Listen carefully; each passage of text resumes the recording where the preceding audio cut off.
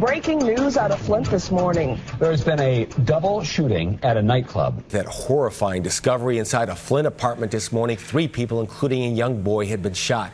All 3 are dead. So the 2 men Flint police believe robbed and killed a store clerk on Sunday. But they do believe it to be a homicide, and again, it would be Flint's 66th homicide of the year. That would tie the record set in 2010. These are the kind of headlines that dominate the news here. This is Flint, Michigan, another Rust Belt city built during a different time, a time of economic growth, industrial might, and boundless optimism, a sprawling mini metropolis with a vibrant urban center and tree-lined neighborhood streets.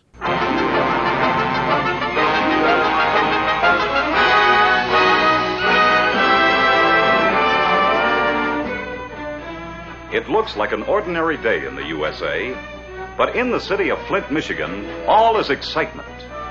Oh, this is a day. The whole town's a bustle. Yes, sirree, there's going to be a parade, too. There were churches, nice schools, and small, thriving businesses everywhere. All of this growth was fueled by the booming auto industry. They were turning out Buicks and Chevys here like there was no tomorrow.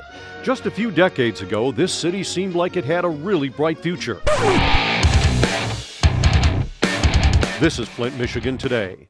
No longer a city of booming businesses and neatly trimmed lawns. Not a city of thriving factories, secure jobs, or bright futures. Not a city of economic prosperity or close-knit communities. By some people's account, it's barely a city at all. It's changed a lot, hasn't it? Oh, it has changed quite a bit. You know, it has. You know, it's the economy that went down. You know, there are not a lot of jobs. Crime rate is up. You know, it's kind of like a really sad situation around here now. Businesses have closed or moved out. Factories are shuttered.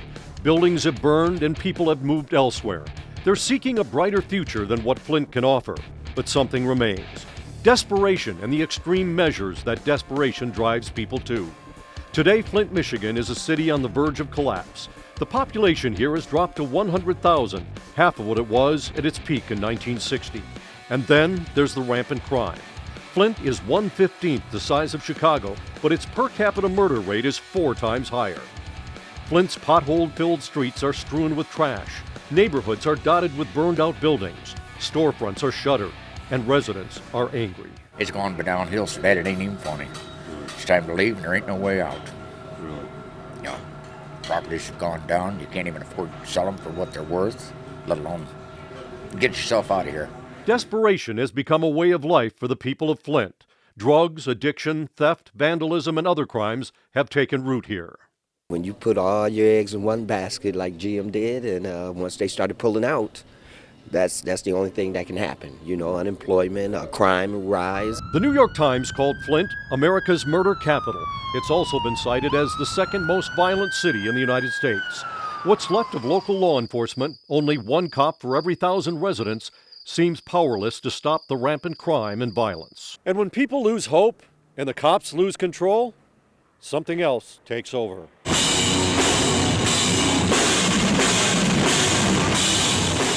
This is the sound of Flint, a hard-driving sound with lyrics that have been described as raw, violent, and even wrong. This sound describes what happens when there's almost nothing left, when human beings have to fight to survive, when it seems there's no way out, and every man and woman is in it for themselves. The music is violent and it draws violence to it. Shootings, stabbings, beatings, and full-scale riots. It's a sound that's seeping out of bars, rental halls, basements, and dingy storefronts into the ears of young people in Flint and beyond. The raw, violent sound is spreading, bringing violence and mayhem in its wake. Maybe to your town, maybe to your kids. Our story is just beginning. Up next, we take a hard look at the razor-edged sound of Flint and the die-hard fans and followers who are transforming it from music into an unpredictable social force.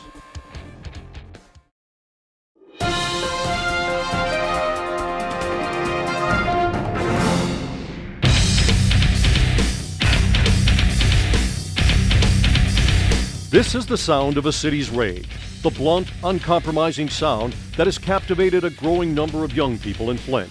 The music is drawing more and more attention in a wider and wider region. The disaffected, the angry, the disenfranchised seem hopelessly drawn to these chaotic concerts. Too often, violence and mayhem come along for the ride. Flint City 911. Yeah, I need the police at Aloha Lounge on Dora Highway. They had a band going and there's a riot breaking out. An earlier show at the ironically named Aloha Lounge descended into open warfare. Police responded to frantic reports of 50 people fighting with 2x4s, cinder blocks, and any other weapons they could get their mitts on. They're using 2x4s. Those 2x4s sunk in concrete. It's bad. Okay. Did you please send somebody? Okay, we're going to get someone over There's there. about how many people are out there? There's about 50 people trying to riot out in the back. Promoter Marcus Elder was here when it all went down.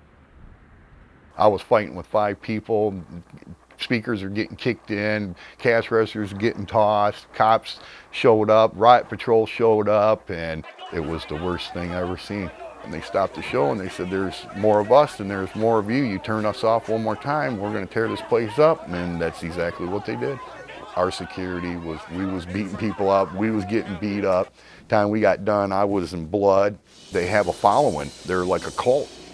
And they're good at what they do, but I think they're trying to deliver the wrong message to people. Of course, outrageous behavior by both performers and fans is nothing new in the world of rock and roll. The Rolling Stones' tragic performance at Altamont, Ozzy Osbourne biting the heads off bats. There's the fatal blood feud between Tupac and the notorious B.I.G. that left both men dead. If Flint is exporting angry, violent music, one particular band always seems to be in the middle of it all.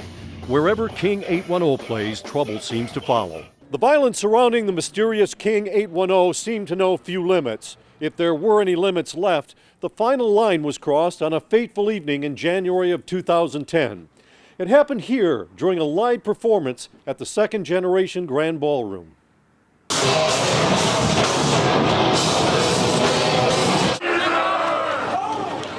It's a normally sedate rental hall specializing in weddings and family reunions. As the angry music blared, a fight broke out. A young fan was pummeled, kicked, and dragged out of the place like a rag doll. Once again, the lyrics of urban anger morphed into a disturbing reality. Yet despite the repeated violence and the band's spreading reputation for trouble, the shows go on. The fans still come. Clearly, something about this music is powerful enough to draw people into concerts and into a lifestyle. Matt Dalton is a well-known producer and promoter in the regional metal scene. Fists are going to be flying. There's going to be people just, relentlessly going at each other. But it's 99% of the time not in hate because they're opting into it. Some of these people want to get hurt that way. And I think there's a gravitation towards the inner pain needing to be felt on the outside as well. I mean, that's why MMA does so well, There's people that want to see the blood, but they're not doing it because there's a general hatred. They're doing it because there's something inside them that needs to get out. So you find these people expressing themselves by beating each other up, but it's in a mutual respect kind of way. If a guy falls on the ground after you just knock the shit out of him, you pick him back up. That's pretty cool to me. You know what I mean? It's like playing football, but you don't have to wear the pads. You don't have to worry about the rules. The only rules are just, respect your neighbor, and it's for the love of the music. Initially, King 810 attracted attention and allegiance of a small group of fans close to home, but it didn't stop there. Something about this sound and about this scene has become a captivating force for an ever-growing band of followers. These fans don't have much money, but they'll scrape together what they can find and spend it to attend these radical King 810 concerts. They'll come to every show, sing along with every song, tattoo the band's name and lyrics on their bodies. They'll stick up for each other in fights and seemingly stop at nothing if they feel that they or their favorite band is under threat. We wanted to find out who these fans are, up close and personal. The music is so heavy and raw and real that something just switches inside of anybody when they hear it, that it turns them into a madman. It's not really the band, it's the music. Gets people so hype that that's just what happens. It's not even them. It's like the people that go to it get raged up with the music.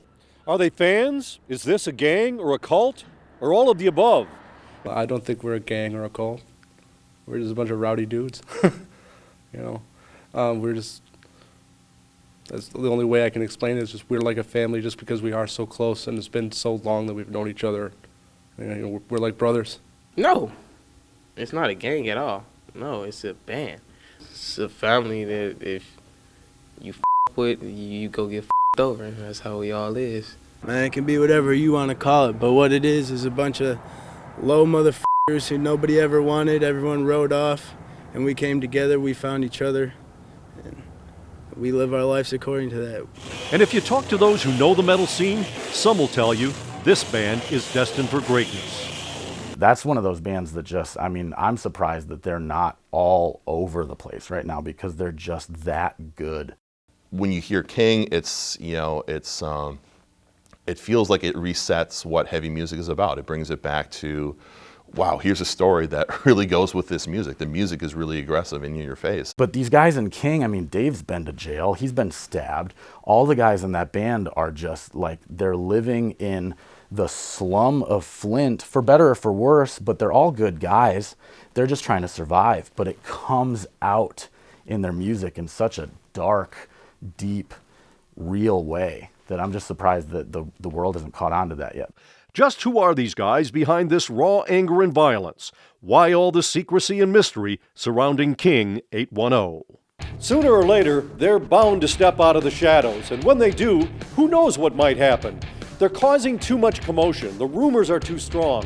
Their movement seems to be growing. We'll keep an eye on this story as it unfolds. No doubt, there's more to come.